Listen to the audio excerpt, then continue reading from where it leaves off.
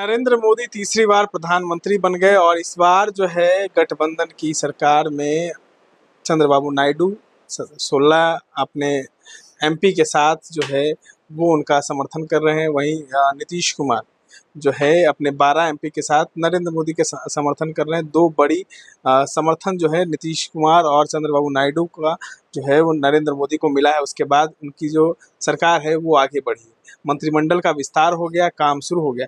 अब चंद्रबाबू नायडू आज मुख्यमंत्री पद की शपथ ले रहे थे। इस दौरान जो है तमाम एनडीए गठबंधन के लोगों को जो है आमंत्रण भेजा गया, लेकिन उसमें मुख्यमंत्री नीतीश कुमार शामिल नहीं हुए। देश के प्रधानमंत्री जो है वो खुले मंच पर देखिए किस तरीके से चंद्रबाबू नायडू को शाबाशी दे रहे हैं, बधाई दे रहे हैं। वहीं कहीं ना कहीं ये कयास जो है वो लगाना शुरू हो गई है बिहार में कि नीतीश कुमार जिस तरीके से मंत्रिमंडल मांग रहे थे, वहीं उनके एक सांसद को ललन सिंह को एक चुना कहीं ना कहीं उनको थमा दिया गया है, जिससे काफी नाराज है नीतीश कुमार। और ये कहीं ना कहीं दिखने लगा है चंद्रबाबू नायडू के शपथ ग्रहण समारोह में मौजूद नहीं हो। हमारे साथ पूर्व आईपीएस अमिताभ दास जी हैं। कैसे देखते हैं, नीतीश कुमार की नाराजगी दिखने लगी? अब दिखने ही चाहिए। देखिए 4 जून को जब नतीजे आए थे तो पटना में ऐसे ऐसे पोस्टर लग गए थे कि टाइगर जिंदा है ना। पलटू राम के चमचों ने बड़े बड़े होर्डिंग्स और पोस्टर लगाए थे कि टाइगर जिंदा है। लोग कह रहे थे कि अब तो एकदम नीतीश बाबू किंग मेकर बन गए, अब तो बिहार के लिए विशेष राज्य का दर्जा ले लेंगे, तो बिहार माला माल हो जाएगा। अब तो वित्त मंत्रालय भी इन्हीं का है, रेल मंत्रालय भी इन्हीं का है, ये भी इन्हीं का है, सब कुछ इन्हीं का है। लेकिन जब मंत्रिमंडल का बंटवारा हुआ तो कहते ना खोदा पहाड़ निकली चुहिया वाली हालत हो गई। पहली बात तो पलटू राम ने कहा था कि 4 सांसदों पर एक मंत्री बनाइए, तो इनके 4 सांसद थे तो कायदे से 3 मंत्री बनने चाहिए थे। तो संजय झा, ललन सिंह और रामनाथ ठाकुर को बनाने की बात थी। संजय झा तो बेचारे कुर्ता पाजामा पर आयरन करवा के तैयार थे कि कभी भी राष्ट्रपति भवन से फोन आ सकता, उनको फोन आया ही नहीं। तो और जो ललन सिंह और रामनाथ ठाकुर तो खैर राज्य मंत्री बने, ललन सिंह जो कैबिनेट मंत्री बने तो उनको भी कोई ऐसा मतलब नहीं मंत्रालय मिला, पंचायती राज और ये सब। तो देखिए मंत्रालय में क्या होता है, दर्शकों को पता होगा 4 मंत्रालय सबसे भारी भरकम होते हैं केंद्र में, गृह मंत्रालय, रक्षा मंत्रालय, विदेश मंत्रालय, वित्त मंत्रालय। तो इस 4 को तो मोदी ने अपने भाजपाइयों को ही दिया। उसके बाद भी जो होता है भारी भरकम एक रेल मंत्रालय आता है, क्योंकि रेल में आपको कुछ काम काज, जैसे लालू जी कुछ समय रेल मंत्री रहे थे तो उन्होंने छपरा में एक रेलवे चक्का का कारखाना खुलवा दिया, मधेपुरा में रेल इंजन का कारखाना खुलवा दिया। तो कुछ आप कर सकते हैं क्षेत्र के लिए या इसके लिए, तो वो सब कुछ नहीं मिला। तो मतलब इनका तो अभी इनका मजाक भी उड़ाया जा रहा है, जो कि उड़ना लाजमी भी है। आप तेजस्वी यादव ने कह दिया कि चचा को तो झुंझुना मिल गया, तो इनकी हुटिंग भी हुटिंग भी हो गई। अब इस तरह की बात भी आ रही है कि हो सकता है।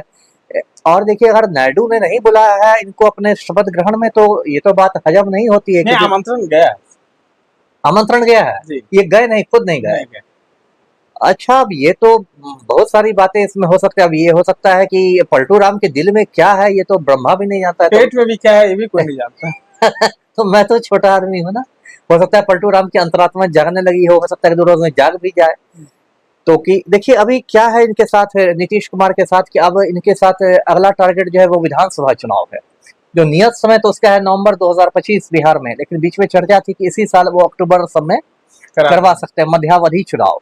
तो अब उसके लिए उसमें भी बहुत सारी बातें, क्योंकि उनकी मिली जुली सरकार है भाजपा के साथ, तो बिना भाजपा आलाकमान के परमिशन के वो विधानसभा भंग करवाने की सिफारिश भेजेंगे नहीं, और हो सकता है इसके लिए भी नहीं राजी हो रहे हो। तो नीतीश कुमार हो सकता है, देखिए राजनीति बहुत कुछ होता है, पैंतरेबाजी जिसको कहते हैं। एक आप दबाव बनाए, आप गाल फुलाएंगे तब ना कोई आपको मनाने आएगा। जैसे हिंदुस्तान में जो शादियां होती है तो बारात में एक दुल्हा का फूफा होता है ना, वो बीच बीच में अपना गाल फुलाते चलता है, तो फिर लोग उसको मनाते हैं कि अरे दुल्हा का फूफा है, मान जाइए, खा लीजिए जलेबी, खा लीजिए, काहे गुस्सा है।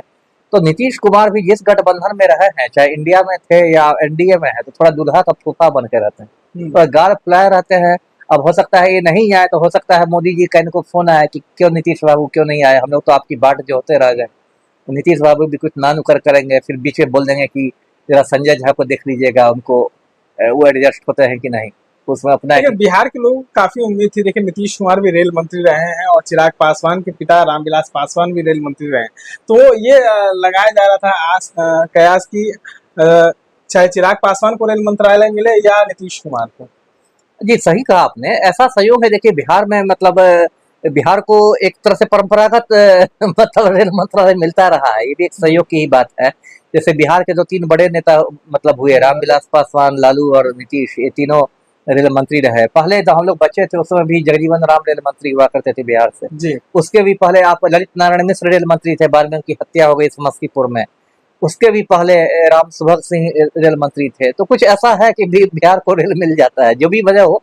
एक तो ये भी है कि सांसदों की वजह से बिहार एक भारी भरकम राज्य है। पहले तो और भारी भरकम था, झारखंड बनने के पहले तो बिहार से 54 सांसद थे, अब तो 40 हो गए घट के।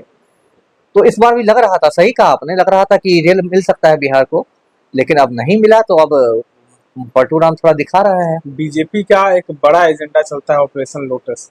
क्या लगता है कि जदयू के कई सांसदों को तोड़ने की तैयारी नहीं, चालू वो है? तो लगता नहीं, इसकी तो मतलब प्रबल संभावना है, हाँ, क्योंकि जो तड़ी पार है हमारे गृह मंत्री, वो तो मतलब एकदम हाँ, चाणक्य नाम ही उनका पड़ गया हाँ, है ना। और ऑपरेशन लोटस चलाते हैं। ऑपरेशन लोटस क्या है, बेसिकली है कि गैर भाजपा पार्टियों में तोड़ फोड़ करते हैं। कहीं विधायक को 50 करोड़ में खरीद के, 75 करोड़ में खरीद के, रातों रात प्लेन में बैठा के इस रिजॉर्ट में ठहराना, उस होटल में ठहराना। सुबह 5 बजे जब मुर्गा भी नहीं जगा रहता है तब शपथ सब ग्रहण। राज्यपाल जाग जाते हैं। और सुबह 5 बजे एक बार तो महाराष्ट्र में मुझे लगता है 4:30 सब में मुख्यमंत्री की शपथ हो गई थी। तो ये सब तो है ही। इसलिए देखिए, अभी 20 तारीख जो आने वाला है उस दिन स्पीकर का चुनाव होगा, लोकसभा अध्यक्ष का। स्पीकर का चुनाव बहुत महत्वपूर्ण होगा, क्योंकि कोई भी जब जोड़ तोड़ होता है तो स्पीकर की भूमिका बहुत महत्वपूर्ण हो जाती है, क्योंकि वही टूटे हुए ग्रुप को अलग दल की मान्यता देता है, वही दल बदल विरोधी कानून को लागू करता है। तो इसलिए माना जा रहा है कि इस बार ये लोग चाह रहे हैं, नायडू और नीतीश दोनों, कि भाजपा को स्पीकर का पद नहीं मिले। और उधर मोदी जी चाह रहे हैं कि ये पुरंदेश्वरी है, कांग्रेस बीजेपी की एमपी है, जो कि एनटीआर की बेटी है, नायडू की साली है ना। तो मोदी जी चाह रहे हैं पुरंदेश्वरी को स्पीकर बनाना, तो उस पर भी रस्साकशी जारी है। अभी देखिए क्या होता है। तरीके के तमाम अपडेट्स के लिए बने रहे हमारे साथ।